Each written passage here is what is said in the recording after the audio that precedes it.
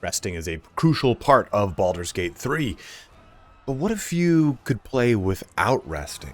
In this video today, we're going to go through my party that I've selected to try to bypass long rests as much as possible. Now, you can't completely dodge long resting in this game, and we'll go into that in the first section of this video. But what I've done here is compiled 4 classes that don't require much multi-classing, or if they do, it's very easy and bare bones, so that people that are maybe brand new to the game can jump into this very easily without a bunch of like, okay, now do this, do that, do this, do that, do this.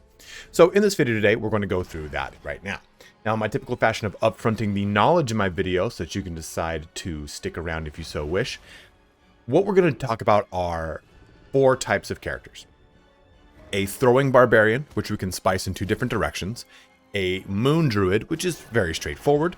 And then 2 different types of Bard. We're going to have a Bardlock with 10 levels into Lore Bard and 2 levels into Warlock, Archfey in this example.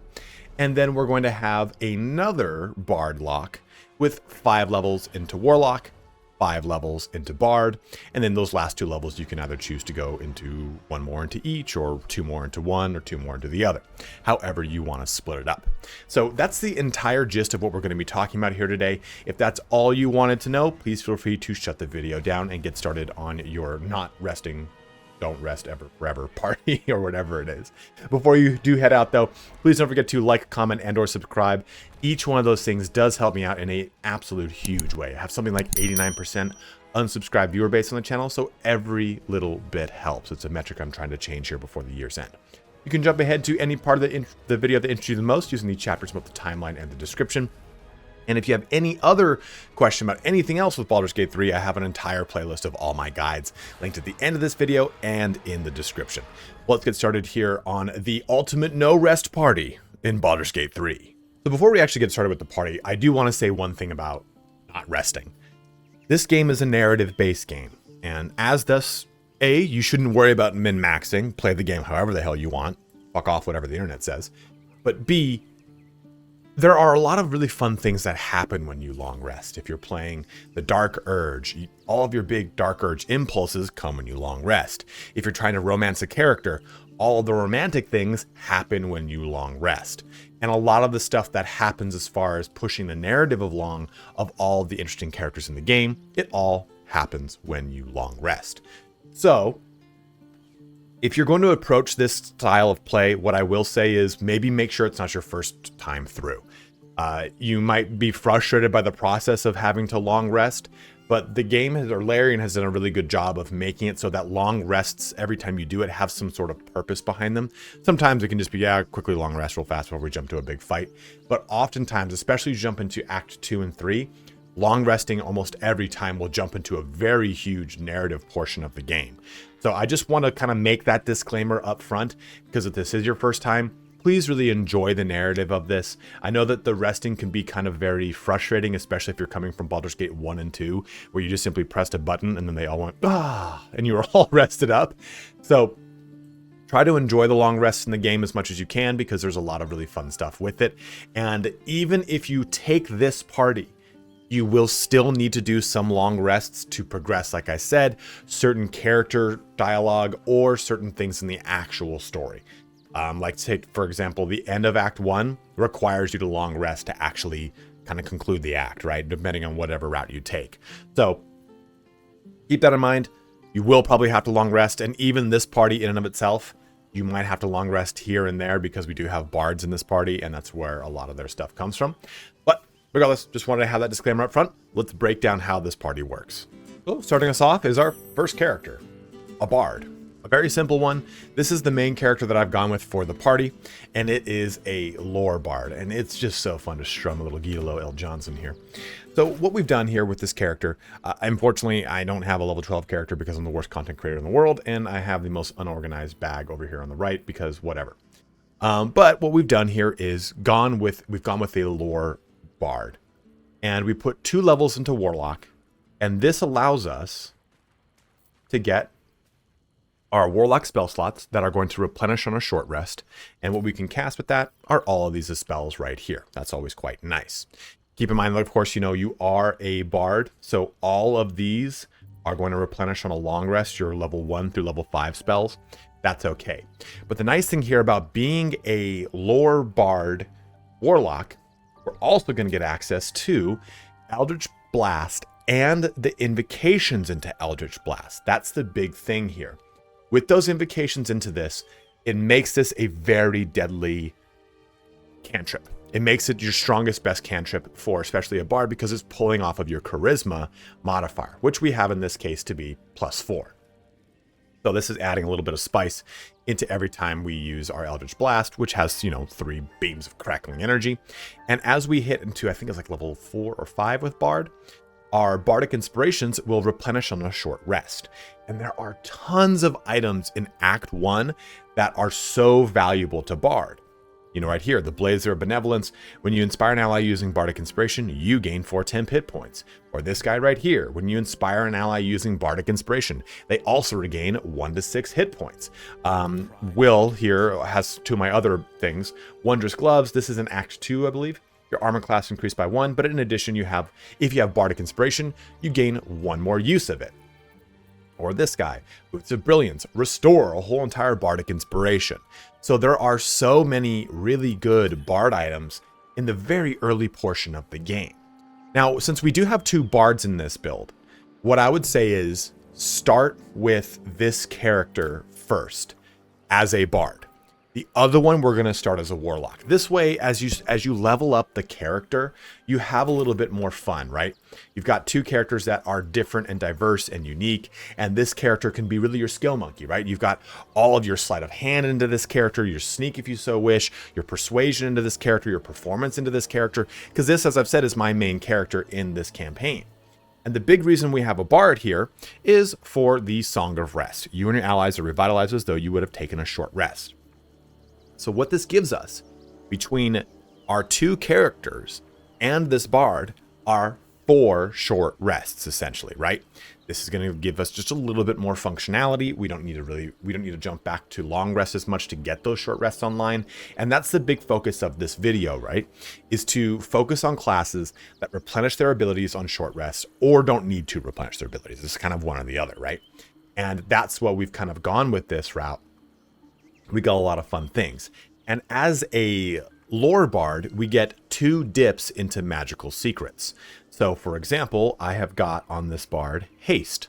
We have a magical secret ability right here. And Counterspell, which is not here because it's a reaction. So right there, Counterspell. So stop a spell from being cast. If it is higher than that spell slot used to counterspell, you must roll to prevent it. This is a really crucial ability because you as a lore bard are the best counterspeller in the game.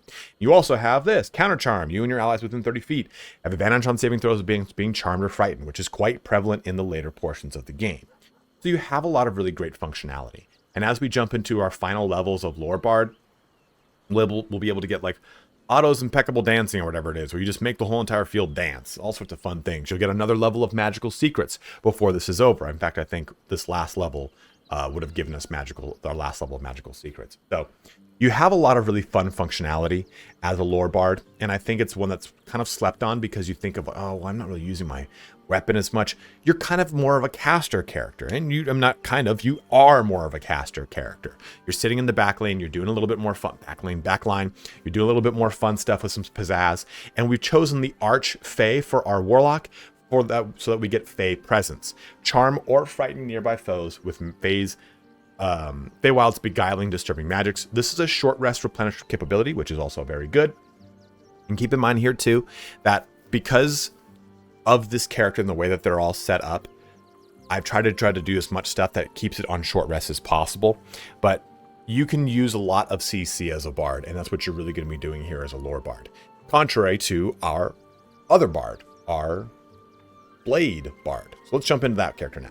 So I've chosen Will as my Blade Bard, and you definitely don't need to do this, right? This can be any character you want. If you want Lae'zel to do this character, that's just fine. This is just the party I've set up. Please don't feel locked into those NPCs.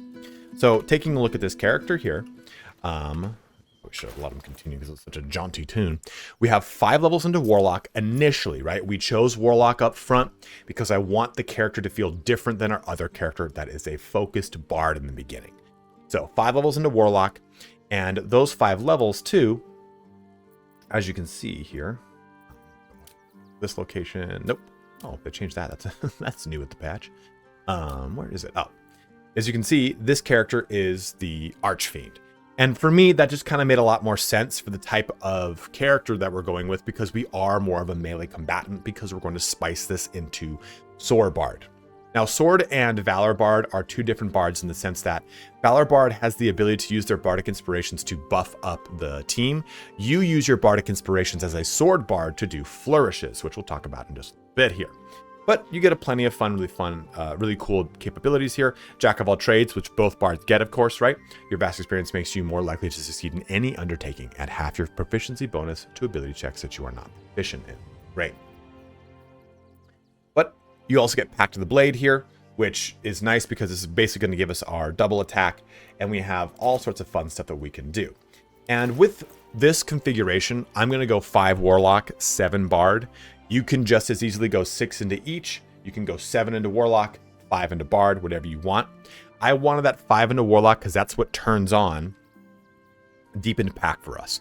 Blade pack holders gain an extra attack with their packed weapon, and that was the big thing that I wanted from Warlock. And then I wanted to get more out of the Blade Bard, so that's why I jumped 7 into Bard. It's really dealer's choice. Do whatever you really want to do at this point. But what we're getting from here is the fact that the majority of our focus points, our focal point when it comes to casting, is with our Warlock spell slots on this character. And we had, it was just to kind of juxtaposition, these are only level 1 Warlock spell slots. These are level 3 Warlock spell slots. And those are going to replenish every time we short rest. So just to kind of click on this, what we can cast through here is we have Armor of Agathis, which is going to be very strong. Remember, you can only get 10 hit points from one source. So the pact that you get with the, well, not the pact, but being part of the Archfiend, you do get 10 hit points from that. So you won't get those 10 hit points if you have Armor of Agathis up. So just kind of worth mentioning. But Hunger of Hadar is one of my favorite abilities as a Warlock, and it is just so stupid strong. So having that is very, very good. And this character has some really fun items on them. Because you are a Warlock, you're focusing on Charisma. We're using the Potent Robes here. Your cantrips deal additional damage equal to your Charisma modifier. So the reason this character is using it, because I can focus on using the Eldritch Blast now. Eldritch Blast is going to deal additional damage equal to your Charisma modifier. So that's additional damage on top of my already intrinsic invocations that go into my, what the hell's it called? Eldritch Blast that does the damage anyway.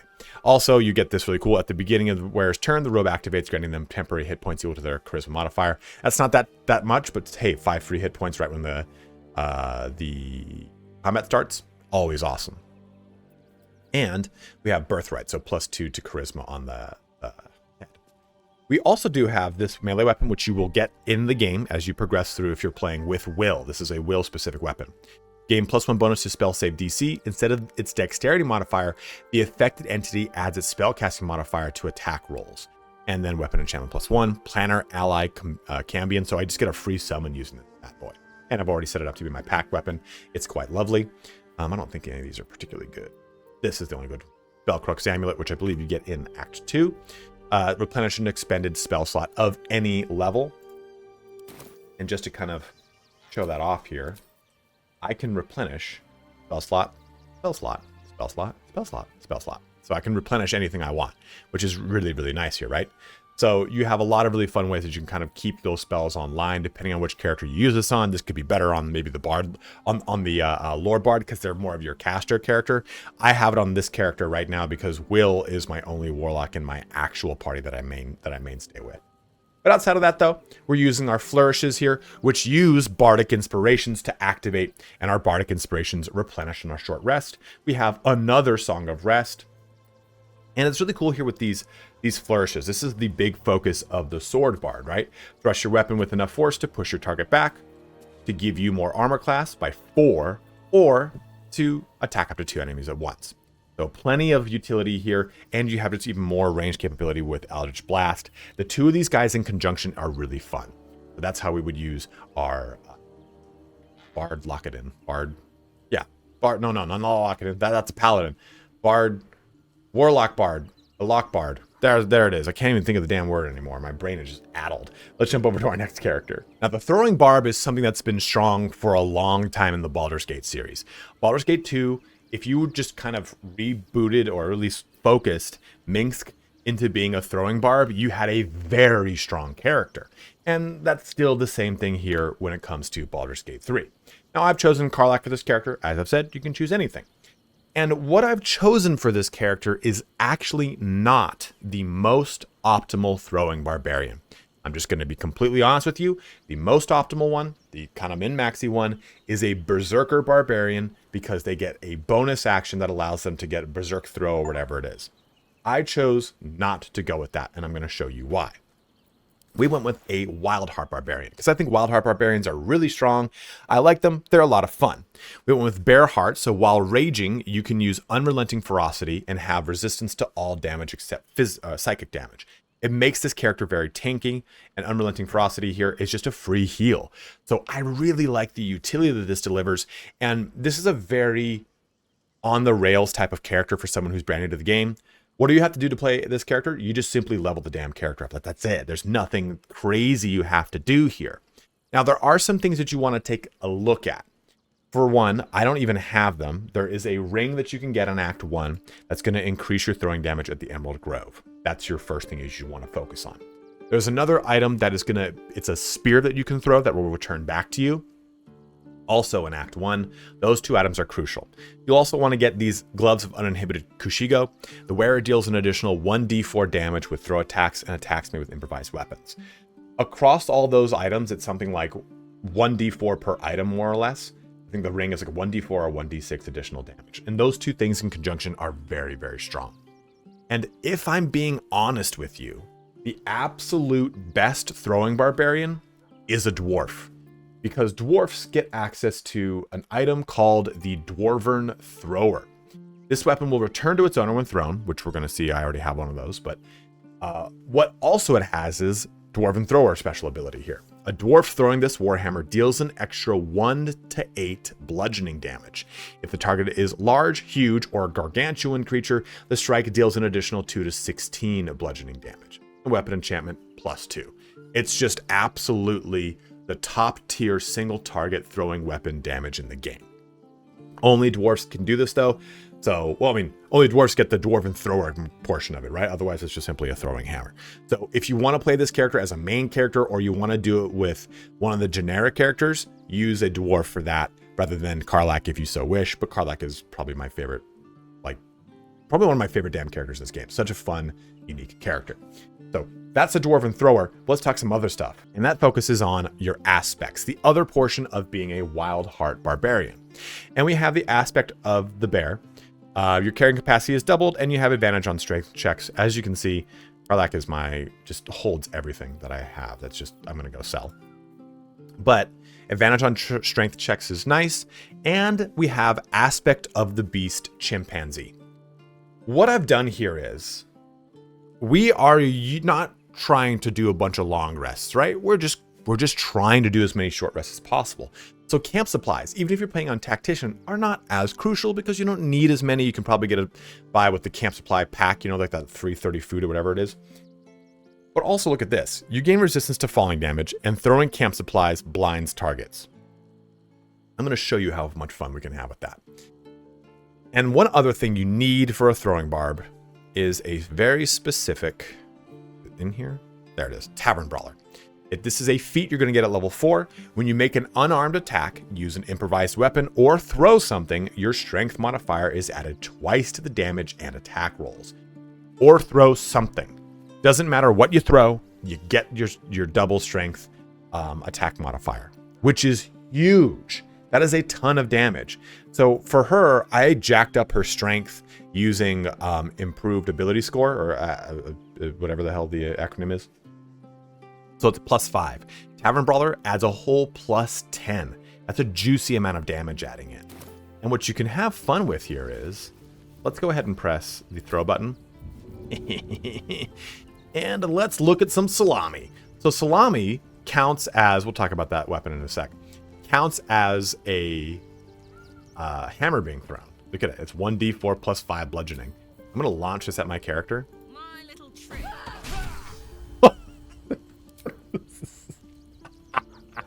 That's just 16 damage, and I've blinded the target by throwing a fucking salami at them. So you can have a lot of fun with this, and it's why I chose Wildheart, because I can blind targets with Chimpanzee, and blinding is actually a really strong condition. Has disadvantage on attack rolls, range of attacks and spells reduced to 10 feet, attack rolls against blinded creatures have advantage. So you could throw something, and then go in and just do some damage. Because if you look, the throw action is an action. So I could simply just have a lot of fun with this and try to use a potion of haste or anything else to try to kind of wombo combo this together. Of course, if I was a berserker, I would simply use my bonus action to do the throw, then my primary action to do tons of other damage. So you'd keep those things in mind here, of course, right? But let's take a look at something else, and it is my primary weapon. This is kind of the evolution of another weapon you'll get in Act 1, because Act 1 has just like a basic throwing weapon that returns to you. This weapon does the same. So this weapon will return to your hand when thrown. You cannot be forced to drop the trident. When thrown, the weapon creates an explosion that deals 3 to 12 thunder damage in a 20-foot blast centered on the target. Veil of the Wind, you gain 10-foot bonus to movement speed and jump distance. Equipping this weapon gives you immunity to falling damage. You get a special glow on it. It gets +3 weapon enchantment. It's really cool. And it also gets these 2 abilities. Zephyr Flash, rush forward, creating an air vortex that blasts foes and possibly inflicts bleeding. And then this last one over here, which just shoots a big column of air. It's very good. So let's throw this bad boy, huh? All right, buddy. And we didn't get a good crit or anything fun like that. But we got 16, 5, 2, and 9 damage. So you can see that, like, really without much ceremony here, right? We're not even enraged. So we're not getting all the benefits of being enraged, right? Have resistance to physical damage and advantage on strength checks and saving throws. Deals an additional 3 damage with melee and improvised weapons while throwing objects. So we would have done even more damage here had we been in an actual enraged situation. Keep in mind, our rage charges will replenish here on a long rest. So this is one of those situations where you will need to do some long rests here and there. But you're doing tons and tons of damage with this capability, and throwing that thing's right back to me. I can just go ahead and throw again every single turn. So I can be a ranged character, I can be a melee character. It's up to you on how you want to use this Throwing Barb. And it's one I think that kind of sneaks under the radar because it's not how you would typically play a Barbarian, but it's a very fun one, especially with all the really great ways to improve throwing in the game. Last but not least is our Moon Druid. And Moon Druid is really cool because it's not a very gear dependent class. You don't really need any gear for this thing to work almost the entirety of the game. In fact, there's only like a couple items that are particularly good for the character outright. So we'll take a look at GeForce here, who I've made into my Moon Druid. And it's just straightforward. Just simply level up your Moon Druid. That's all you have to worry about. Your wild shape charges replenish on a short rest, so you're good there. And after that, it's just a matter of jumping into your respective wild shapes. As soon as I think you hit level 10 or 11, you get the ability to shapeshift into Myrmidons, which are basically specific elements. So you can go into a air Myrmidon, earth, or fire, with lastly wind or water as well. And these just are pretty nice all the way around, right? You can get some pretty cool abilities like this one over here, some healing vapors, some explosive ice, Hymal Strike, not to be confused with Hyman Strike, Scorching Strike, Myrmidon's Immolation, Cinderous Swipe. So just depends on what situation you're jumping into. I mean, honestly, Owlbear is amazing for the majority of the time you're playing the game, and you'll get our Owlbear unlocked, I think, around level 3, 4, or 5 for the Moon Druid. I can't remember off the top of my head. You start with the Moon Druid as the capability to go into wherever Bear is. Yeah, Bear.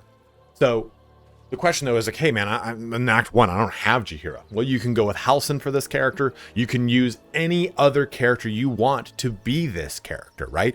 You could have Asterion be your Moon Druid if you so wished. And that's entirely up to you. Like I said, you don't feel locked into any character. Either NPC, you can go up to Withers and just kind of choose a generic NPC if you want until you get Halsin or Jaheira. If you want to go that route, it entirely depends upon you. Like I said, this is such a straightforward character. You just simply choose one. Panther and Saber-Tooth Tiger will unlock towards the end of the journey in your Moon Druid. I think those are around 8 or 9, and those are particularly good as well. But I think really what you'll probably be using is Owlbear for the Rupture and Rage. And take a look too. Don't just look at it and go, hey, it's 65 points. That's not that much health in Act 3. Well, it's 65 points. That increases every 2 Druid levels. So being a full 12 levels into Moon Druid is very beneficial for almost all of your wild shapes, since all of them are going to get those benefits, right? It has 13 hit points. That's a flat. That increases every 2 Druid levels. So just to kind of point these out, right? 103 every 2 Druid, every 2 Druid. Some of them don't, like I said, with Dire Raven here does not have it. So you have plenty of things that you can shapeshift into. And also, if you've not played a class that can shapeshift, you've probably missed out on a lot of little things in the game that you can shapeshift and take advantage of. Like small little burrow holes that you can only get access to if you shapeshift into like a cat. So that's kind of spicy and fun, right? So take advantage of those things as you encounter them in the game, because now you're maybe for the first time able to actually take advantage of them. And you as a Moon Druid too, you still have access to up to level 6 spell slots. Like this character has a elemental walking around, a Fire Myrmidon right there. So I've conjured elementals, I've used a Wall of Fire. You get access to Moonbeam, which is a really strong capability. Barkskin's very fun. You have just plenty of really awesome capabilities as a Druid that you can really just kind of have a lot of fun with. I put luck on this character from a talent perspective. You can really just do whatever you want. As far as items the character might need, this is one of the better ones. And you get it very early, right? While shapeshifting or disguising yourself, gain 1d4 bonus to all checks. That's awesome. Cool. You just get that bad boy going. And if you do get Jaheira and you go through portions of her quest, you'll get Khaled's Gift. While wearing Khaled's Gift, Jaheira cannot be cursed. And Wisdom +1, Khaled's Gift aid. So you get those fun things right there. Now, as far as the items that I don't actually have on me, but are pretty good, you get the Armor of Moon Basking here. And that's going to, you gain 22 temp hit points after casting Wild Shape. While those temporary hit points are active, reduce all incoming damage by 1, which is huge. And Lunar Bestial Fortitude, you have a +2 bonus to armor class. You have advantage on its saving throws against spells. This effect persists while using Druidic Wild Shape ability. And that's one of the only, I think that's the only armor that does that. Most things, it's kind of tricky with how they work when you transition into a Moon Druid. So this is nice that it just outright gives you that benefit, which is very, very strong. And then lastly, we have a helmet that you get access to, Shapeshifter Hat. Increase your wild shape charge by 1 and +1 nature. Who cares about the +1 nature? But still, it gives you just a whole additional wild shape. So all these things in conjunction just work very well to create a character that is really just not bound by the need to rest almost period, right? Yeah, you do get your spell slots back. And it is worth mentioning too, as a wild druid, let's go ahead and just go into a, if you've not seen this, it is a very fun thing. Let's just go into an owl there. Ba-ba-bam! Oh, cool. We get Lunar Mend. So expend spell slots to regain hit points while in wild shape. So I can get 1d8 for level 1. Or go up to level 4 and I get 4d8. So you get an additional 1d8 per spell slot that you use. So you can use, you know, hey, I'm going to go hard in the paint over here and use a level 6 spell slot and get a 6d8 heal online. So it's up to you and however you want to use this, but Lunar Mend is something very specific to the Moon Druid, I believe. I could be wrong there, but I'm pretty sure I'm not. And also, too, it's worth noting as well that the Moon Druid has a special type of wild shape that uses bonus action versus primary action, allowing you to do stuff before you actually take that shape. So ideally, the way you would do something like this is use like a concentration spell or like something like here, like Wall of Fire. You'd cast this down, and then you'd go into your wild shape so that it's active and doing damage for you, or Darkness and doing damage for you. Or Ice Storm's a single cast spell, or Wall of Thorns is an example of one that I've used, or even just a summon. You do that and then pop into your wild shape to just kind of tuss around the next turn. But this is our party. This is how we would do things. Let's talk about some alternatives so that you could swap in instead of these guys. So right out the gate, the big one that I think a lot of you are probably going to even make a comment about is Paladin. Paladin with Warlock is really good. A Lock-it-in is awesome. And the nice thing about it is you can use the Warlock spell slots, which replenish on a short rest, to use your Paladin smites. I did not choose that because I just wanted to show off a Lore Bard, which the way I look at a lore bard is it's kind of like the capability of taking advantage of a lot of the spells that you would maybe want to use as a wizard or a sorcerer, but as someone that can kind of keep things a little bit more online longer with their short rests. And that's what the focus of this video was. So that's why I chose lore bard and Bardlock in this video over focusing on a Lockadin, which is still a very viable, very, very fun class, especially if it's your main character. It's just really cool, really thematic, very fun, very flavorful. So you have that as an option. Monk isn't terrible here as well. Monk does have the ability to do a lot of fun things as they progress through levels and replenish their key points through a lot of fun ways. If you want to go with the 4 elements monk, you can jump into that. It's just, I find personally the 4 elements monk is not the best character all the way around. A big one that is really fun though is the fighter, and going into Battle Master, taking advantage of all those capabilities is a ton of fun. Going with a rogue and going into the thief route is great because you virtually don't need to do anything. You could go with a thief, rogue, and a gloomstalker ranger, and all the abilities and things that make that a very fun, strong combination doesn't need to rest. Hey, my bonus actions, oh, those are always there for me. I always just have 2 bonus actions because I'm a thief rogue. And the fact that I'm a gloomstalker ranger means I can just go to town on everything because it's just innately built into the class. You put the 2 together, your sneak attacks don't need to take a long rest or a short rest. You can just kind of keep ripping and gripping through. Other fun things that you could do are maybe a war cleric, because the war cleric, let me go ahead and go into that. War cleric has this war priest thing. These things will replenish on a short rest, I believe. And this allows you to have a lot of fun combat utility while also having access to cleric spells. Of course, you know, you are a cleric, so you will need to rest for the rest of it. But other things here too, that you can just go into a ranger, because you could go with like a ranger beastmaster and you could take 2 short rests before you, or a ton of short rests until you wouldn't even have to worry about long resting to summon your beast again. You could go into a ranger gloomstalker again and kind of mix it up with rogue, like I was talking about, to be that kind of ultimate assassin. They're plenty of fun options. But when you kind of look at just like the pure clerics outside of that war domain, the druid, the wizard, the sorcerer, a lot of the, or even just like a straight up paladin, a lot of that stuff all comes with long resting. So we've tried to pull as much of the short resting mechanics into this video as I can.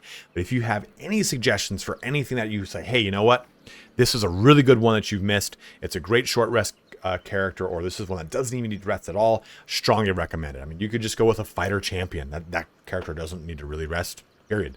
I mean, yeah, action surge, but still, you really can just kind of be online majority of the time, or a ranger hunters in that same kind of, I think.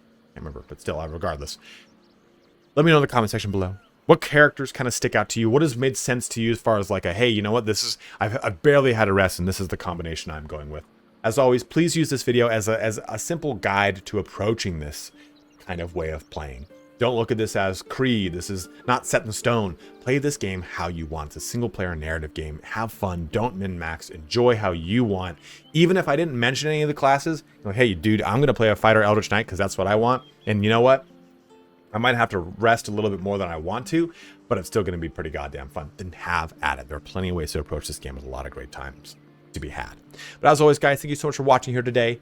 Have a good one and take care.